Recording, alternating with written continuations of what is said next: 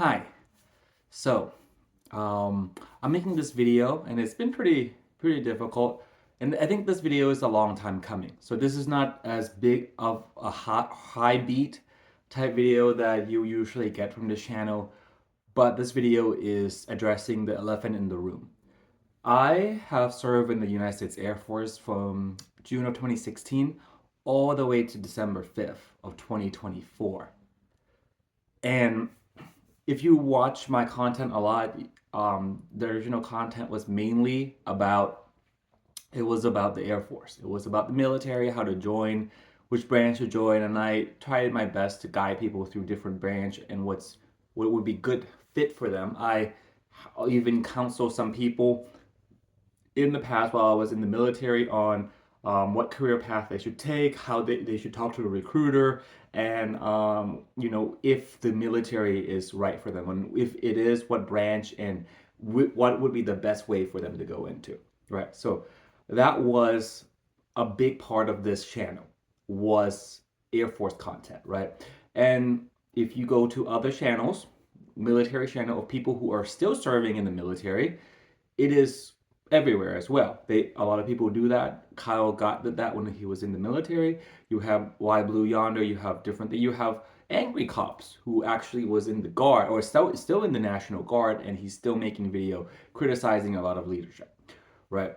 So I'm making this video, and the video that I'm making and why is why am I getting out of the military, or why did I get out of the military, right? And to make a long drawn out, let's just kind of go to the point.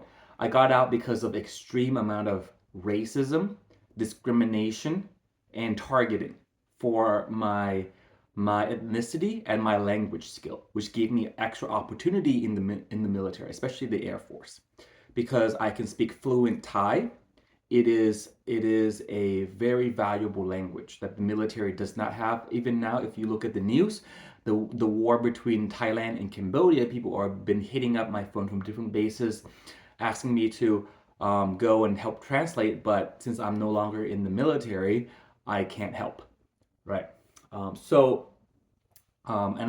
if you want to know what's going on, you need to ask and thank you the 167th airlift wing for that, right? And the LRS to be more specific, right? So let's go on to explain this. And I did make a little shorter video explaining this in the video title explaining my two songs, right? And those are the two songs that I made after I got out of the military, and it was kind of me trying to get my voice back. I have been avoiding making this video, not because I don't want to tell my story, but because of things that I really, there's a lot of indoctrination that I got in the Air Force that I didn't want to go and, I guess, uh, put a spotlight on their problem, because that's just what you're brainwashed to believe. But since now I am a civilian, I am no longer subjected to UMCMJ, and it takes me a while to understand that, and I am protected by the First Amendment rights. That it is in my rights to make this video because I have a DD-214 and an NJB-22. So let's explain a little bit about me first, and then we'll go into what really happened. So I was in the United States Air Force, starting out as active duty. So when I was in active duty, everything was great. They love. I was a Mongol airman. Everyone likes what I did for the military, and I had no problems. Then when I left after 4 years, I went into the reserves, the Air Force Reserve for 2 years in New Jersey. And over there, I had a great time as well. I was recently promoted to a staff sergeant, so I had a few airmen under me. So I did a lot of things. I learned a lot, and I try my best to look out for my airmen and communicate between the leadership and the airmen. Everything changes when I left the reserve to go to the National Guard. The National Guard is the 167th Airlift Wing in West Virginia. And the reason I left the reserve to go to the National Guard was because there's no reserve base around where I was living. I was living near, we moved because of my wife's at that the time medical school. So I made the sacrifice and moved for her to the medical school so that she could go and get her doctorate degree. And because of that, I had to transfer from the reserves to the guard. I love the reserve, right? The first thing that I noticed with the guard is that they are very tribal, right? They are extremely tribal. They all protect one another. It's either us versus them type of mentality. So they are very fixed in their way of doing things. You have to earn your keeps in the guard, and if you were to go up against someone who's been there longer or had a lot of connection in there, the whole base, the entire base will militarize against you. And that's what I experienced, right? So, and the level of toxicity in there was crazy as well. So, what really happened to kind of kick this off? So, when I first gone into the guard, I had all these skills and all this knowledge from being a leader to go to the guard because I was staff sergeant in the reserve. When I went to the guard, because I was seen as a new blood, like someone new, they put me to the side right away, and they just treat me like dirt, like someone who didn't earn their keeps yet. And if you ask someone in the guard, like, yeah, that's how we do it, like, you're supposed to. That's not how it works in the rest of the military. It's not. It's not, because the rest of the military moves around. People PCS around all the time. So the fact that you need to earn your keep is just a ridiculous statement, because you already earn your keep with your rank and your time in service. So let's say you're an active duty person, right? You've been there, and I was active duty for 4 years. I have a lot of things that I could offer. That is seen as a good thing in the rest of the military, but in the guard, that's seen as a bad thing. And from the start, I felt very alienated. But I was like, okay, you know what? They want to treat me this way. They don't want to take my advice or ask, get my help. They just want to boss me around. Okay, I'm just gonna come in on the weekends once a month, and then just kind of do whatever, just do my bare minimum and just kind of get through. So after that, I'm like, okay, whatever. And things really kind of hit the tire. Things really kind of hit it off when I transferred to the JAG office. So my JAG, I put a doc. I went for an interview with JAG board, and they decided to pick me up. So I was going to go and become a paralegal, sitting in E7 slot. So that was the master sergeant slot, right? So I would get promoted to an E7 in no time, right? So I did that, and then when I was in the JAG office, it came out that I can speak fluent Thai, and because of that language skills, they decide to, because of my language skills, they decided to contact other bases in the JAG office, other bases, and eventually they contacted the Washington Guard base in Washington State. And for them, they have a relationship with the Thai military. So right away, they hit me up and they called me within like 5 seconds of the JAG office reaching out, blowing up my phone. And they're like, please come over. We need someone who can speak Thai to translate, because we have no way of talking to people who are in the enlisted, because the officers usually have college educated, so they can speak English somewhat, right? But someone who is in the enlisted portion can't speak English because they're not well educated as much. So they wanted my help. So right away they offered me to send me to Thailand, and I did go over there. And the problem at that time was that I was not truly transferred to the JAG office as of yet. And because of that, I was still under the LRS, the 167 LRS, especially the vehicle maintenance, right? So I even though I was working for the JAG and I was going over to the JAGs, I was not under the JAG authority at that point. I was under the vehicle maintenance authority. So because of that, and because of me getting all these type of uh, requests, going up in ranks so quickly and becoming a rock star in the base, pretty much, it caused a lot of friction with my leadership, especially in the LRS, especially in the VM, where they didn't like that I was going up too quickly and not kissing their butt. So because of that, they decided to start creating um, uh, like barriers that they start to create alienation for me from other people there, and they start to look at me weird. And also, on when that was happening, they were trying to accuse me of things that I didn't do. So false allegation was coming up, which I didn't know at that time. They were doing everything behind the scene. I didn't know what was going on, but I can kind of see like all the little bit of discrimination, racism. Like, oh well, if I can go and speak some Ching Chong language, I get to go on. I just let that kind of slide off a duck's back, a water out of a duck's back. I was like, I'm leaving anywhere. I don't care what they have to do, right? What do they have to say? They're a little jealous, whatever. A little bit racist, whatever, right? But I'm gonna go to the jack office. I don't really care about that. But because of that, because I did not realize that they were doing things on the background to get me kicked out of the JAG office.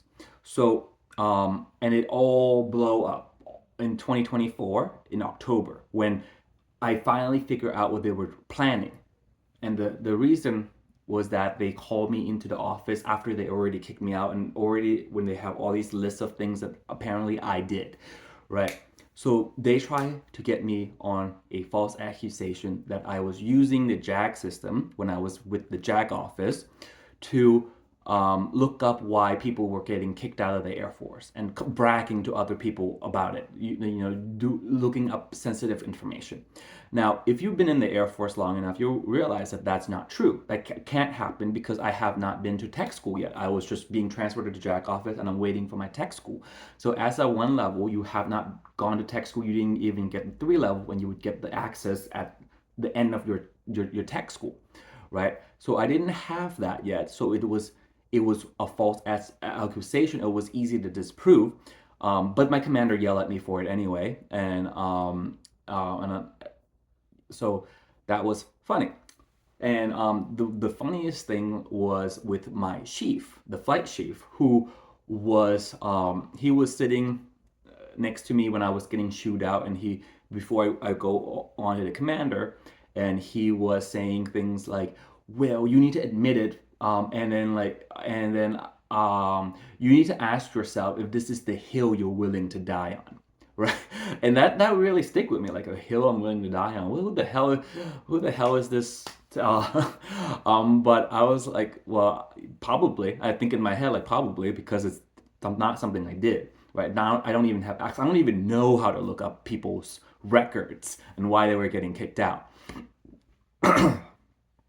And I was looking. So I asked him. I was like, well, if you say that I did say this, can you repeat to me word for word what I said to other people? And then he starts stuttering. He was like,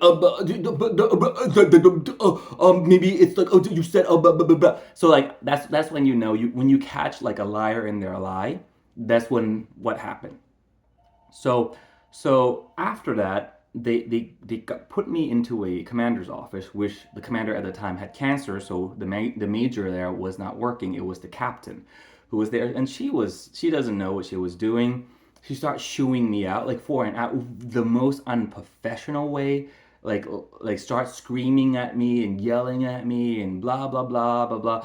And I was just sitting there. I was like, I don't even know what I did. But apparently there's a bunch of false accusation made against me. So since they cannot get me on the she yelled at me for using the jack system to look up, and then she told me like, well, you couldn't have done it because you haven't gone to tech school. So I'm like, okay, thank you. So but like, and then she accused me of lying about it and bragging to people anyways about it, and I'm like, okay, well that doesn't make sense. But she was yelling and very unprofessionally, right?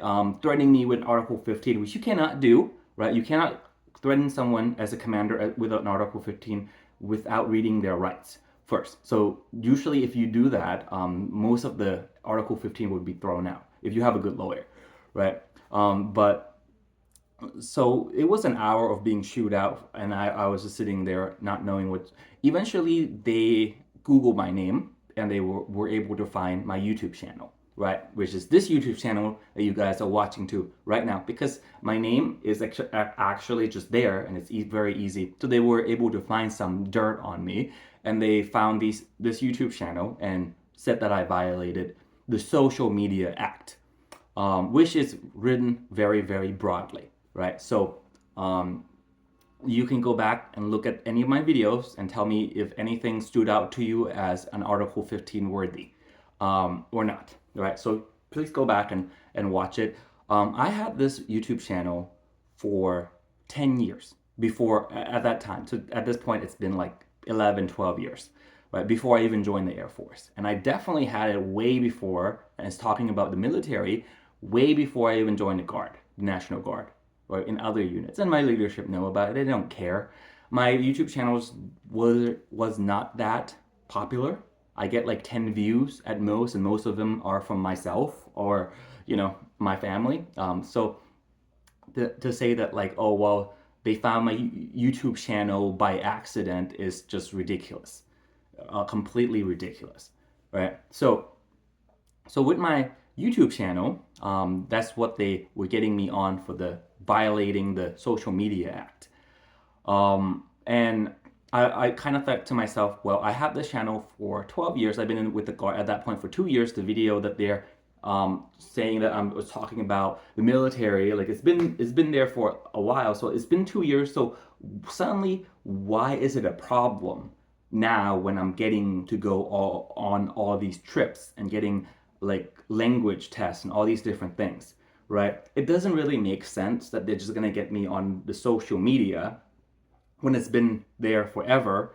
And like literally a week after I came back from Thailand on my linguist job, I started getting harassed and all these different accusation being thrown at me. It doesn't, the two and two doesn't add up, right? Why suddenly out of nowhere is that being done then, right? Because you had all 2 years to do it, right? Yeah, the timing just does not add up, right? And the social media clause, if you haven't not looked at it yet, it is a clause that prevents service member from posting on. It's written so broadly, so even if you, like, let's say graduate from the Air Force basic training, and then you post a picture of you on Facebook with your family, like on your graduation, that in uniform, that would constitute a violation. So it's written so broadly just to get people on something. And all my videos that I ever made are all done in civilian uniform. I was never in military uniform when I was making those type of video. I made it very clear that the things that I'm saying is my opinion and not the opinion of the Air Force, right? And I usually most of the video I have beards on, and it's quite ridiculous for them to come after it, saying that I violated. And I did defend myself. I said, like, look, I was always in civilian uniform. I never call anyone out in the military when I was in. I didn't say anyone else by name. I honestly didn't even say the unit's name or anything to that matter. I'm just kind of talking in generality, right? So that's what really they were trying to get me on, and even me explaining that got them to be very upset because I was defending myself. And I was very respectful when I was talking to them about it. I was like, sir, this is not true, blah, blah, blah. I was explaining my case. But to me at that point, it was very clear that they were trying to get me. They already made up their mind that they were going to ruin me, and it doesn't matter, right? So when I went in there, they yelled at me in October. So then I went home that UTA weekend, and I decided, you know what, me and the National Guard, that base, I don't think that our value aligns. So I'm gonna either ask for a transfer, or I'm just gonna get out of the military and then maybe join another base. But and I texted my chief at that time, who was really out to get me, and I was like, look, sir, I think this is I don't think that our value and my value aligns, and I believe that I'm coming to the end of my contract, so I think I would just leave the military, right? And I wish you the best luck, and my next UTA will be my last one, and then I'm just gonna out process and leave. And I didn't hear anything back from him, but so then I would just assume everything was okay. I'm just gonna come back next time and just just leave. I also had the language, the DLPT test that I already had scheduled, which been scheduled for 4 months. You can't cancel it. You have to go to that appointment. So I told my leadership, like, look, I know I'm getting out, but I need to go and take this exam because it was already done. I can't just skip it. He called me up real quick and he told me that you do not need that language to do your work. So I'm not going to let you go and do it. And it's like, sir, it's not something that I can cancel. I can just go on my own time. That's not part of the, because I only work twice a day, twice a month, right? So two days a month that I work for the National Guard. So the rest of the day is my own time. I was like, look, sir, I'm just gonna go on my own time because I can't cancel it. And if I do cancel it, a lot of people will get in trouble because they take a lot of time to get all these linguists to kind of test me, because Thai is a very, very difficult language to get, right? So then he was like, no, you're not gonna go and do it because blah, blah, blah, blah, blah, and the commander won't let you do it. And I'm just like, but why? Like, it's my own time and I can't cancel it, sir. Like, this is, I'm explaining it the way, like, as easy, like, if I do that, I'll get in trouble.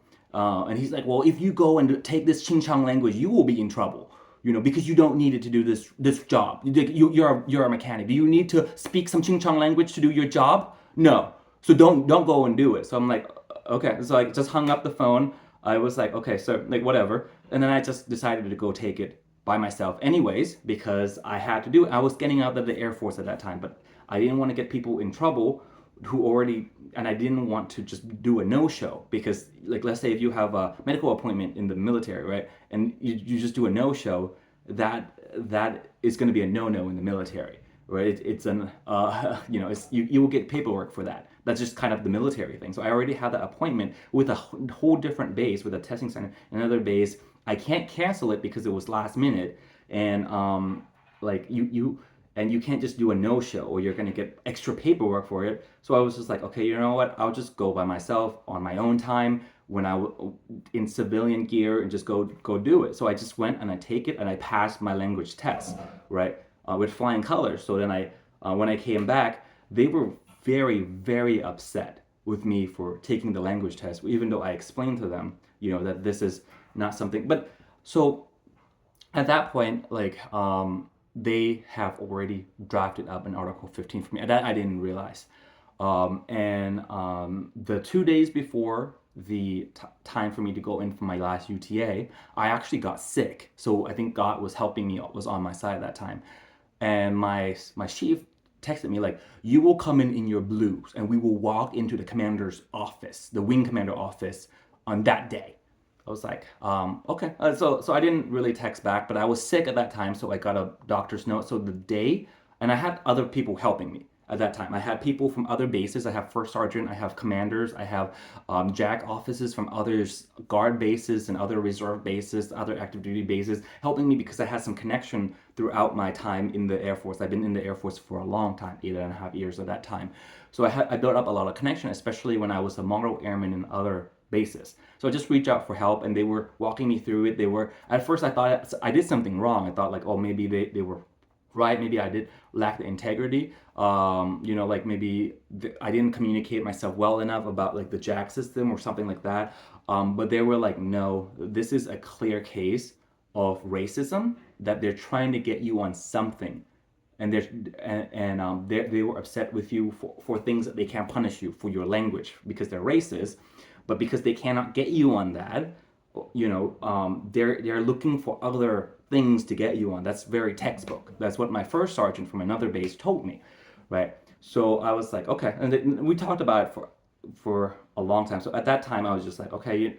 He told me to just, since you're sick, go get a doctor's note and just send it on the day that you're supposed to come in, that you're sick and you can't come in. So I did that. And apparently there was a huge panic on base. They were trying really hard to ruin my life. They wanted to get me one last time before I leave the Air Force, right? So they start harassing me. They start telling me to come in on my regular civilian time when I have a job that I can't just leave to come in. They were threatening my wife. They were calling my wife. They were stalking my daughter. So they were, how do I know that they were stalking my daughter? Well, they were telling me when and where I was picking up my daughter every day. So they were stalking me. They were like, oh, well, you said you can't come in because you have to work at this hour, but at this hour you were picking up your daughter at daycare. That was very creepy. That was made me very uncomfortable. And this is a very watered down um, of what I'm doing, of the situation. Eventually, but I was talking to other people in other bases, other JAC office, other commanders, other high-ranking enlisted from other bases, and they just told me like, do not come into base or they're gonna ruin your life. Because what they want to do is because you're doing a master's degree or not graduate degree in nuclear physics. Everything in nuclear is part of federal government. If you come in and get an Article 15, it bars you from ever working in the federal government ever again. And you're not also you won't be able to come into the military again as well. So they wanted to give you this Article 15 and not renew your contract because if they're going to renew your contract. So um, they were trying to ruin my life and they were trying to make sure that I can't come back in there. They know that they are not going to renew my contract and they're just going to get me to get out, but they want to make sure that they ruin me before I leave, right? Just because they have that control and power over me. So eventually, so with everyone who advised me, I just did what they told me, just not come in until my ETS date. And then I came in after my ETS to collect my things. During that time, I got assaulted by my first sergeant who got so upset that he couldn't give me an Article 15 and ruin my life. He started yelling at me, lacking integrity. He started saying that if I was his son, um, he would be ashamed. He would be ashamed. And my sister was there to witness everything, and she had it on camera and recorded. And then he at the end, like he started threatening my daughter. He was like, "I know you when you were picking up your daughter, and at this time, and at that daycare, and blah blah blah blah blah." So that got me really upset because he started to threaten my little girl, who was actually 3 years old at that time. So he was threatening my 3-year-old daughter at that time. So I got really, really upset and I started yelling at him back. And I was like, this conversation is over. You say that I don't have integrity. You have zero integrity yelling at a civilian at this time. Do you think this is a proper action that a first sergeant of the United States Air Force should be threatening a civilian and his 3-year-old daughter? And I said this damn conversation is freaking over. And I just start walking. And then he told me, don't you want your effing stuff? So I went back and then he throw a binder at me and start hitting me with the binder. I got some bruises over there, and then I just kind of walk away and I said, look, well, have a good day, And he said like, oh, I'll have a great, fantastic day. And then he whispered in his mouth like "xing shang," freaking squinty "xing shang," and then like as I was walking away, um, um, and that was my experience with my first sergeant at the LRS, the 167 LRS. Afterwards, I got home. I talked to my first sergeant from another base, and he told me call the police, blah blah blah. And at that point, I was like, I don't want to get that because I was very shaken up, and I didn't want this drama to go on. So he was like, well, you have the video, you have the picture of your bruises and whatnot. Why don't you just write a letter to Congress? And I was about to do that, and then I talked to a lieutenant colonel in Washington State, and he was like, do you really want to go through with this? Because like you're getting out anyway, they can't hurt you. This is just their last hurrah. Why don't you just let them go, and just kind of forgive because you're a Christian, just forgive them, right? And I was okay, fine, I'll just do that. And then I was like, okay, I think this is over. I got a phone call from the guard base a day after that saying that they're not going to give me my NJB 22, which is my DD 214, but it's NJB 22 is for the guard, right? Unless I come in and turn in my CAT card. the rest of my leadership from other bases was just like, that's crazy. Like, I have never been in a base that was so crazy about like your cat card in your, like, the common access card, the military ID, because it said the expiration date on it. And like, I have never been in a base like that. So I went up there and I turned in my cat card with my mom because my sister was shaken up at that time. She saw witnessed my assault. She was very shaken up, and she just did not feel comfortable coming in. At that night, she was crying all night as well because she was like, that was so traumatic, seeing her big brother getting assaulted on base. So after that, I I went I went in to the to turn my ID. It was like, are we good to go? I can leave, right? She was like, she just took it and she was like, oh well, you can't leave because your commander want to come and talk to you. So it was like, this is what they're playing. They wanted the last hoorah with me. She wanted to come in and bitch me out one last time, right? So she came in. My mom was there and she was there to witness the whole thing, and she came in all face all red and she was like, let's go back into the back room and we'll talk. So I'm like, okay. And then I walked into the back with her, and there was another lieutenant with her at that time. And she was like, before we get started, is there anything you want to say for yourself? And I said, yes, ma'am, I have something to say for myself. This other day that I came into base with my sister, I came in and I got assaulted on base by the first sergeant. I have it caught on video. I have pictures of my bruises, and here's my bruises. I'm like, I was 2 seconds from sending it to Congress, but the commander in Washington talked me down from it, right? So that's what I want to say to you. And then at that point, her face went completely pale white. She got like, she just got so scared, and she started apologizing. She was like, oh, I'm sorry. Like, you shouldn't feel unsafe in this base, okay? So sorry. And she's just apologizing to her. And I explained to her, look, I felt like, the first sergeant had been stalking me as well with my daughter, and the reason that the conversation escalated to that point was because he was telling me when I was picking up my daughter and where I was picking up my daughter, a 3-year-old daughter, and I feel unsafe at that time. So she was like, okay, don't go to Congress, just let me go, just go, it's okay, like, and I was like, well, do you have something to say to me first, ma'am? She was like, well, I was going to give you some life advice, which means she was going to bitch me out and yell at me one last time. But because I have this thing over her, she was like, okay, well, go, don't ruin our life, right? So that was my story. And I think what really kind of showed me at that time is the lack of integrity from the leadership, right? The leadership has this massive lack of integrity, but then they would call you out for your lack of integrity,